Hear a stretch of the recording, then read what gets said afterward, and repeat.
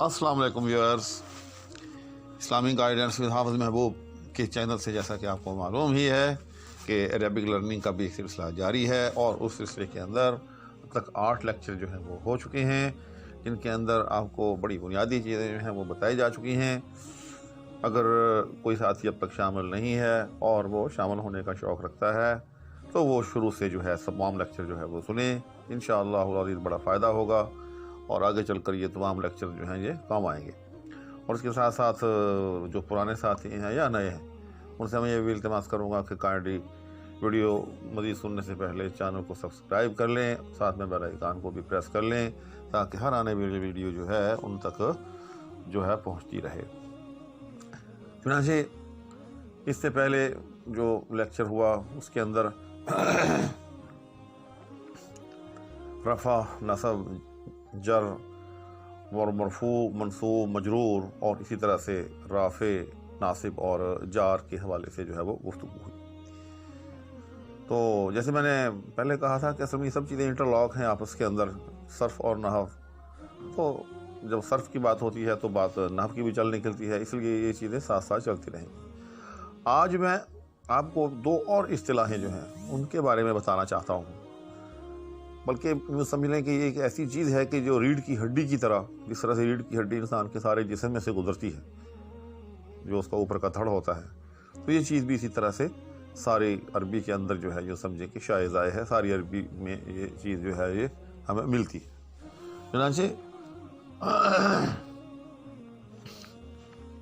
चुनांचे इराब की 2 किस्में ऐसी भी होती हैं जो बड़ी बुनियादी किस्में हैं। आज मैं आपको उनके हवाले से बताना चाहता हूँ।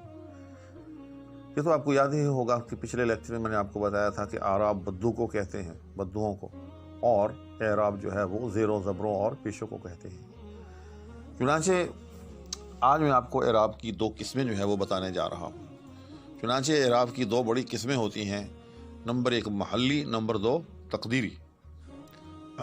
जी हाँ, अब आप कहेंगे कि ये क्या चीज़ है, अभी इसकी वजाहत करता हूँ कि एराब की 2 बड़ी किस्में, एक महल्ली और दूसरी तकदीरी। तो महल्ली और तकदीरी में फ़र्क क्या है, ये बड़ी समझने की चीज़ है, बहुत ज़रूरी है, इसका जानना बहुत ज़रूरी है। तो महल्ली एराब उसको कहते हैं, याद रखिएगा, कि जो आपको फिज़िकल आपको एराब ऊपर डला हुआ नज़र आए। मिसाल के तौर पर आपने कहीं देखा, मैं मिसाल दे रहा हूँ, लफ्ज़ अल्लाह है तो अल्लाह की जो आखिरी हा है उसके ऊपर कहीं पेश डली हुई होगी और कहीं आपको उस पर ज़बर डली नज़र आएगी और कहीं उसके नीचे जो है वो ज़ेर डली नज़र आएगी। ठीक इसी तरह से अगर ज़ैद है तो आपको उसके आखिर के अंदर कभी कभी जो है वो तनवीन भी नज़र आएगी। तो मतलब यह है कि जो एराब अपने महल में नज़र आ रहा हो, जी हाँ, महल कहते हैं जगह को असल के अंदर, ये भी याद रखिएगा, ये जो हम महल कहते हैं ना कि बादशाह था उसका एक महल था, तो असल के अंदर महल का मतलब होता है नुज़ूल की जगह, उतरने की जगह, यानी आप जहाँ ठिकाना करें। तो महल्ली एराब का मतलब ये हुआ, या एराब की जो पहली किस्म है महल्ली, उसका मतलब ये है कि जो एराब अपने महल में नज़र आए, यानी फिज़िकली बाकायदा ऊपर पेश डली हुई या ऊपर ज़बर डली हुई या उसके नीचे ज़ेर डली हुई या उसके ऊपर जज़म डली हुई नज़र आए, तो वो एराब कहलाता है महल्ली। अब दूसरी किस्म है तकदीरी। तो तकदीरी का याद रखिएगा लुग़वी माना है सपोज्ड, जी हाँ, मुक़द्दर मानना। अब ये भी एक नया लफ्ज़ है, याद रखिएगा कि एक मुक़द्दर, इस तरह से हर ज़बान के अंदर उसकी इस्तिलाहात जो होती हैं उनकी अपनी अपनी इस्तिलाहात के दायरे में उनके मानी जो होते हैं वो अलग अलग होते हैं। इसी तरह से ये लफ्ज़ मुक़द्दर जो है, जब हम इसको आम उर्फ में बोलते हैं या उर्दू ज़ुबान में हम इसको सुनते हैं, तो मुक़द्दर सुनते ही हमारे ज़हन में जो लफ्ज़ आता है वो यही होता है कि ये इसका ताल्लुक़ तकदीर से है। जैसे कहते हैं कि फ़लाँ की तकदीर अच्छी, फ़लाँ की तकदीर बुरी, इसी तरह से फ़लाँ का मुक़द्दर अच्छा, फ़लाँ का मुक़द्दर बुरा। तो ये जो है एराब की दूसरी किस्म तकदीरी, तो ये उस एराब को कहते हैं जहाँ कोई एराब मुक़द्दर माना जाए। अब ये तो बात उसी तरह से बड़ी मुश्किल सी बात हो गई कि भाई ये क्या हुआ कि जो एराब मुक़द्दर माना जाए, इसका क्या ताल्लुक़ मुक़द्दर के साथ, तकदीर के साथ। तो मैं इसीलिए इसका तर्जुमा आपको समझाया कि सपोज करना। जी हाँ, अब आप कहेंगे ये क्या मतलब है, یہ تھوڑی سی مشکل چیز ہے، اس لیے ساتھ ساتھ میں آپ کو اس کی وضاحت بھی کرتا جا رہا ہوں۔ تو سپوز کا مطلب یہ ہوتا ہے کہ بعض اوقات یاد رکھیے گا کہ اعراب جو ہوتا ہے یعنی اس کے اوپر پیش یا زبر جو ہوتی ہے ڈلی ہوئی نظر نہیں آتی، جی ہاں، لیکن وہاں فرض کی جاتی ہے، وہاں سپوز کی جاتی ہے، اس کو کہتے ہیں کہ وہاں مقدر مانی جاتی ہے۔ مقدر کا مطلب یہ ہوتا ہے کہ جو چیز ابھی نظر نہیں آ رہی لیکن وہ ہم نے جو ہے اس کو اپنے ذہن کے اندر جو ہے ہم نے فرض کر لیا ہے، ٹھیک، یعنی ظاہر وہ نظر نہیں آ رہی لیکن وہ موجود ہے۔ یہ سمجھ لیں جیسے آپ کسی چیز کو کیموفلیج کرتے ہیں، یعنی ایک چیز ہے اس کے اوپر آپ نے جو ہے وہ پردہ ڈال دیا ہے لیکن اس کے نیچے وہ موجود ہے، اگر آپ اس کے اوپر سے پردہ اتاریں گے تو وہ چیز وہ نیچے سے نکل آئے گی۔ تو اسی طرح سے یاد رکھیے گا کہ یہ جو اعراب تقدیری ہوتا ہے تو یہ ایک ایسی پیش یا ایک ایسی زبر ہوتی ہے بالعموم کہ جو وہاں پیش کی شکل میں یا زبر کی شکل میں ڈالی تو نہیں جاتی لیکن اس کے اوپر جو ہے وہ فرض کی جاتی ہے۔ تو اب میں اس کی اب آپ کو ذرا مثال دے کر سمجھانے کی کوشش کروں گا تو پھر امید ہے آپ کو سمجھ میں آ جائے گی۔ مثال کے طور پر لفظ عیسیٰ ہے، اب دیکھیں عیسیٰ یا موسیٰ، آپ اس کو کہیں بھی پڑھیں گے آپ کو یہ عیسیٰ یا موسیٰ ہی نظر آئے گا، جی ہاں، آپ کو کبھی بھی ایسا نہیں ہوگا کہیں آپ کو جو ہے عیسی لکھا ہوا پڑا جو ہے ملے یا کہیں آپ کو جو ہے وہ عیسو لکھا ہوا ملے، نہ، یہ ہمیشہ یاد رکھیے گا کہ موسیٰ ہو یا عیسیٰ ہو، یہ دونوں لفظ جو ہیں اب ہمیشہ جو ہے وہ موسیٰ اور عیسیٰ جو ہے اسی طرح سے جو ہے وہ لکھے جاتے ہیں۔ لیکن یاد رکھیے گا کہ جس طرح سے لفظ اللہ جو ہے یہ کبھی اللہ ہو پڑھا جاتا ہے، کبھی اللہ ہا پڑھا جاتا ہے، کبھی اللہ ہی پڑھا جاتا ہے، اسی طرح سے یاد رکھیے گا کہ موسیٰ جو ہے یا عیسیٰ جو ہے اس کے اوپر بھی کہیں پیش ہوتی ہے اور کہیں زبر ہوتی ہے، ہاں جی، آپ کہیں گے نظر تو نہیں آتی، تو اسی لیے تو کہہ رہا ہوں کہ یہ اعراب جو ہے وہ اعراب تقدیری ہے، یعنی یہ سپوز کیا جاتا ہے کہ اس وقت جو ہے یہ محل رفع میں ہے، یعنی محل رفع کا مطلب یعنی اس وقت یہ پیش کی حالت میں ہے، جی ہاں، یہ حالت رفع میں ہے، اس کو جو بھی کہتے ہیں حالت رفع میں ہے، یعنی اس وقت اس کی جو حالت ہے اس کی پیش والی حالت ہے، اگرچہ پیش نظر نہیں آ رہی، اور وہ کیوں نظر نہیں آ رہی؟ کیونکہ اس کے اوپر جو ہے اعراب جو ہے وہ محلی نہیں بلکہ اس کے اوپر جو اعراب ہے وہ تقدیری ہے، ٹھیک۔ تو اس طرح سے عربی زبان کے بہت سے ایسے الفاظ ہوتے ہیں کہ جن کے اوپر جو ہے وہ اعراب جو ہے بدلتا ہے، یعنی کبھی پیش کی جگہ زبر، کبھی زبر کی جگہ جو ہے وہ پیش یا کبھی زیر، لیکن ان الفاظ کی جو ہے شکل نہیں بدلتی۔ اب آپ کہیں گے کہ اس کا جو ہے مطلب کیا ہوا، اس کا فائدہ یا اس کا نقصان کیا ہوا؟ دیکھیے میں آپ کو بتاتا ہوں، ایک بڑا بنیادی سا رول ہے عربی کے اندر، یاد رکھیے گا کہ ہر فاعل جو ہوتا ہے یعنی جو کام کرتا ہے اس کے اوپر ہمیشہ پیش ہوتی ہے، ٹھیک، اور جو ہر مفعول ہوتا ہے یعنی جس کے اوپر کام کیا جاتا ہے تو اس کے اوپر جو ہوتی ہے وہ زبر ہوتی ہے۔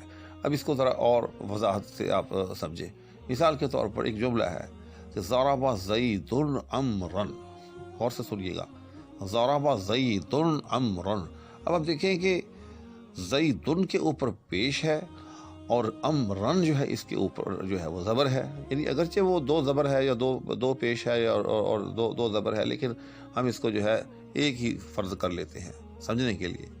تو ضرب زیدن یعنی یہاں پیش آ گئی تنوین، اگرچہ تنوین ہے لیکن جیسے میں نے آپ کو بتایا کہ اس کو آپ تنوین نہ کہیں، اس کو پیش کر لیں، چونکہ وہ یہاں دو پیش ہیں، تنوین کا مطلب بھی دو پیش ہوتا ہے، اور جہاں دو زبر ہو یعنی اگرچہ اس کو بھی تنوین کہتے ہیں لیکن اس کو ہم دو زبر، جیسے آپ نے وہ دیکھا ہوگا کہ جیسے بچوں کو پڑھایا جاتا ہے دو پیش یا دو زبر یا دو زیر، تو ضرب زید عمرا، اب دیکھا آپ نے کہ زیدن کے اوپر پیش ہے اور امرن کے اوپر جو ہے وہ زبر ہے۔ اب اس کا مطلب یہ ہوا کہ زیدن جو ہے وہ فاعل ہے اور امرن جو ہے وہ مفعول ہے، جی ہاں، اور ترجمہ کیا ہوا کہ زید نے امر کو مارا، جی ہاں۔ اب ہمیں اس بات کا کہاں سے پتہ چلا کہ کس نے کس کو مارا؟ صرف اس زبر اور پیش سے پتہ چلا، جی ہاں، کہ چونکہ زیدن کے اوپر پیش ہے لہذا یہ فاعل ہے اور امرن کے اوپر زبر ہے لہذا یہ مفعول ہے، تو ثابت ہوا کہ زیدن جو ہے وہ فاعل ہے، امرن جو ہے وہ مفعول ہے، تو ترجمہ ہوا کہ زید نے عمر کو مارا. اور اب اگر اس کو الٹ کر دیں مثال کے طور پر ضربا زیدن عمرن کر دیں، یا بے شک یہاں لفظ جیسے ہے ویسے ہی پڑھے رہیں اسی طرح سے، لیکن ہم ان کے جو ہے وہ اعراب بدل دیتے ہیں. مثال کے طور پر ہم کر دیتے ہیں کہ ضربا زیدن عمرن، تو بالکل ترجمہ الٹ ہو جائے گا، ترجمہ ہو جائے گا کہ عمر نے زید کو مارا. جی ہاں، اب آپ کو سمجھ میں آ گیا ہوگا. اب ذرا آئیں اعراب تقدیری کی طرف. اب اسی طرح سے مثال کے طور پر ایک جملہ ہے، ٹھیک، تو اس میں لکھا ہوا ہے رعا موسیٰ عیسیٰ. اب دیکھیں را کا مطلب ہوتا ہے دیکھا. وہ ضربہ کا ذرا اچھا نہیں لگتا، یہ دو اتنے متبرک نام ہیں ان کے ناموں کے ساتھ یہ لفظ، تو اس لیے میں نے رعا کا لفظ جو ہے عربی کا یہ میں لے رہا ہوں. دیکھا، را کا مطلب ہوتا ہے دیکھا. تو رعا عیسیٰ موسیٰ. اب آپ دیکھیں کہ اس کا ترجمہ کیا ہوگا. اس کے دونوں ترجمے ہو سکتے ہیں. مثلا کیسے کہ رعا عیسیٰ موسیٰ، اگر ہم یہ فرض کریں کہ عیسیٰ کے اوپر پیش ہے اور یہ فرض کریں کہ موسیٰ پر زبر ہے، یہ اعراب تقدیری ہوگا، یہ بھی یاد رکھیے گا، یعنی سپوزڈ. تو ترجمہ ہوگا کہ رعا عیسیٰ موسیٰ، کہ عیسیٰ نے موسیٰ کو دیکھا. یہ ہم نے کیوں ترجمہ کیا ایسے؟ اس لیے کہ ہم نے عیسیٰ کے اوپر جو ہے وہ اعراب تقدیری جو ہے وہ ہم نے پیش فرض کیا ہے، کہ ہم فرض کر رہے ہیں کہ یہاں پیش ہے، یا دوسرے لفظوں میں یہ حالت رفعی میں ہے. اور جبکہ موسیٰ پر ہم نے یہ سپوز کیا ہے کہ یہاں نصب ہے، یعنی زبر ہے، یا دوسرے لفظوں میں یہ اپنی حالت نصبی میں ہے. تو اس لیے ترجمہ ہوا کہ رعا عیسیٰ موسیٰ، کہ عیسیٰ نے موسیٰ کو دیکھا. اب اس کو ہم جو ہے وہ الٹ کرتے ہیں. مثال کے طور پر ہم یہ فرض کر لیتے ہیں کہ عیسیٰ جو ہے یہ حالت نصبی میں ہے اور موسیٰ جو ہے یہ حالت رفعی میں ہے، یا دوسرے لفظوں میں عیسیٰ پر جو ہے وہ زبر ہے اور موسیٰ پر جو ہے وہ پیش ہے. تو پھر ترجمہ ہو جائے گا کہ موسیٰ نے عیسیٰ کو دیکھا. اب دیکھا آپ نے، یہ ایک عجیب بات نہیں کہ جملہ ایک ہی ہے بظاہر کہ رعا عیسیٰ موسیٰ، لیکن ترجمے اس کے دو ہو سکتے ہیں کہ عیسیٰ نے موسیٰ کو دیکھا یا موسیٰ نے عیسیٰ کو دیکھا. اور یہ دونوں ترجمے جو ہیں وہ درست ہیں، ٹھیک. لیکن یاد رکھیے گا کہ یہ دونوں ترجمے اس لیے ہے کہ آپ جو ہے ایک وقت میں عیسیٰ کو زبر دے رہے ہیں، دوسرے وقت میں عیسیٰ کو پیش دے رہے ہیں. اسی طرح سے ایک وقت میں موسیٰ کو زبر دے رہے ہیں، دوسرے وقت میں موسیٰ کو پیش دے رہے ہیں. تو اس لیے اس کو کہتے ہیں اعراب تقدیری. اب آپ کو سمجھ میں آ گیا ہوگا کہ اعراب کی دو جو قسمیں ہیں ان میں کیا فرق ہے. تو دوبارہ دہرا دیتا ہوں کہ وہ اعراب جو فزیکلی باقاعدہ باضابطہ طور پر ہمیں جو ہے وہ ڈلا ہوا نظر آئے اس کو اعراب محلی کہتے ہیں. اور وہ اعراب جو بظاہر جو ہے اس کی کوئی ایسی علامت ہمیں نظر نہ آئے، لیکن جہاں وہ استعمال ہو رہا ہو اپنے معنی کے اعتبار سے یہ متعین ہو رہا ہو کہ یہ فاعل ہے یا مفعول ہے. تو اگر فاعل ہوگا تو ہم یہ فرض کریں گے کہ اس کے اوپر پیش ہے، یا بالفاظ دیگر یہ حالت رفعی کے اندر ہے. اور اگر وہ مفعول ہوگا تو ہم یہ فرض کریں گے کہ اس کے اوپر زبر ہے، یا بالفاظ دیگر حالت نصبی میں ہے. تو میرا خیال ہے کہ اب آپ کو یہ سمجھ میں آ گیا ہوگا. اچھا، ایک بات کی اب مجھے خود ایک تشنگی محسوس ہو رہی ہے کہ جب میں کر تو رہا ہوں لیکن ابھی تک میں نے اس کی وضاحت نہیں کی.